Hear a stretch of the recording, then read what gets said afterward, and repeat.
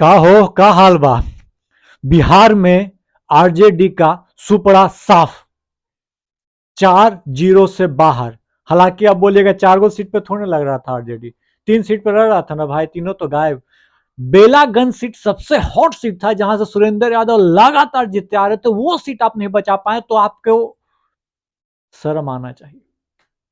अब बताइए, बेलागंज सुरेंद्र यादव का गढ़, वो लोकसभा पहुंच जा रहे हैं लेकिन विधानसभा नहीं सीट जीत पा रहे हैं, अपने बेटे को नहीं जिता पा रहे हैं। क्या होगा? वहीं पर मनोरमा देवी जी, एक तरफा जीत कहा जाए तो गलत नहीं होगा।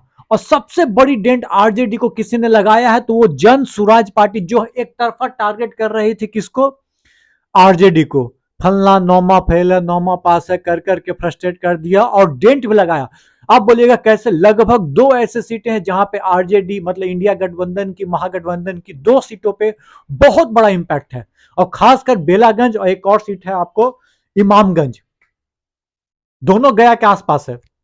एक है इमामगंज जो कि जीतन राम मांझी का गढ़ बोल लीजिए, वहां पे दीपा कुमारी हमको 51,000 वोट मिलता है, रोशन कुमार आरजेडी को 45,000 वोट मिलता है, और जितेंद्र पासवान जो कि जन सुराज से उनको 36,000 वोट मिलता है।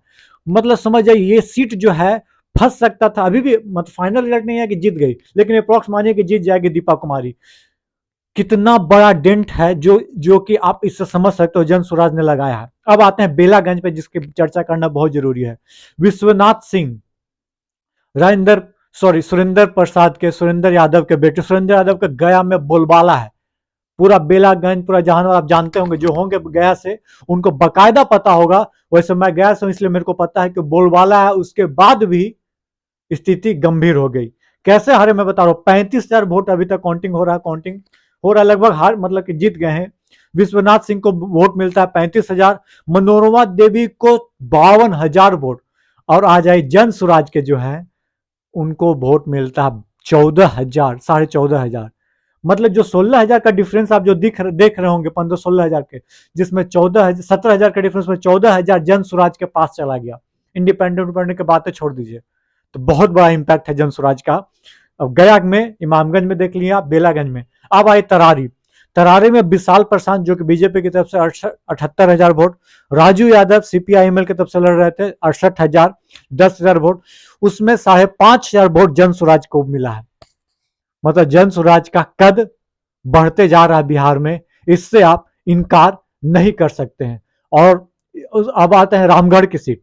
रामगढ़ की सीट में अशोक कुमार सिंह बीजेपी 58,000 वोट, और सतीश कुमार सिंह 57,000 वोट, और अजीत कुमार सिंह आरजेडी के 33,000 वोट। तीसरा नंबर पे है दोस्तों आरजेडी।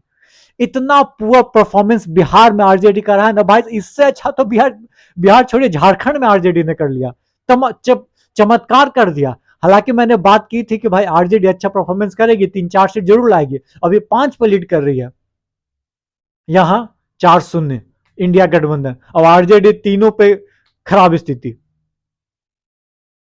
अब ये सबसे बड़ी बात है कि भाई इससे क्या होगा? इससे तो कुछ होना से रहा था। सर होना कुछ नहीं था, लेकिन आपने एफर्ट तो पूरा लगाया, उसके बावजूद आप हार गए। एफर्ट तो कम नहीं था, लेकिन इससे होगा इंपैक्ट कहां? अगले साल चुनाव में।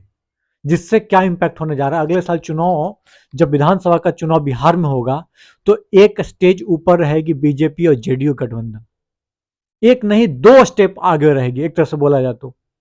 हौसले बुलंद रहेंगे, वहीं पे आरजेडी का हौसला पस्त हो गया है इस चुनाव के साथ, तो बिल्कुल कहा जा सकता है मनोरमा देवी जीत जाएंगी।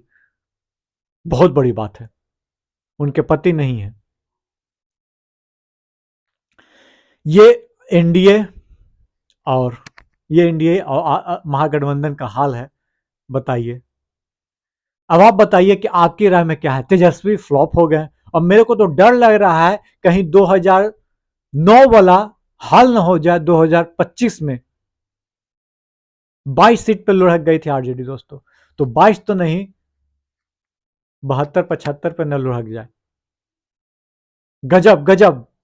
भाई साहब आप देख लिए क्या हाल रहा महाराष्ट्र में इंडिया गठबंधन की।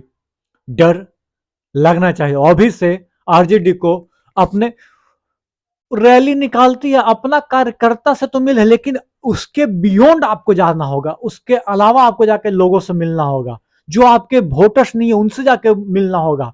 राजपूत आपका वोटर्स नहीं है, ब्राह्मण वोटर नहीं है, जो जनरल कास्ट नहीं है, उसको ज्यादा इंटैक्ट करना होगा आपको। फिर से कुर्मी आपको वोटर कम है, उसको इंटैक्ट करना होगा। कोयरी कम है, दलित कम है,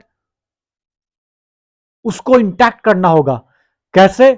ये हमसे ज्यादा आपके पास पता हो, क्योंकि आप बड़े पार्टी हैं, आपका बिहार में ज्यादा बरसठ गठबंधन, और लालू यादव इसके सबसे बड़े नेता हैं। तो आपको चमत्कार करना होगा, और एनडीए को कॉन्ग्रेचुलेशन बोले तो गलत नहीं होगा।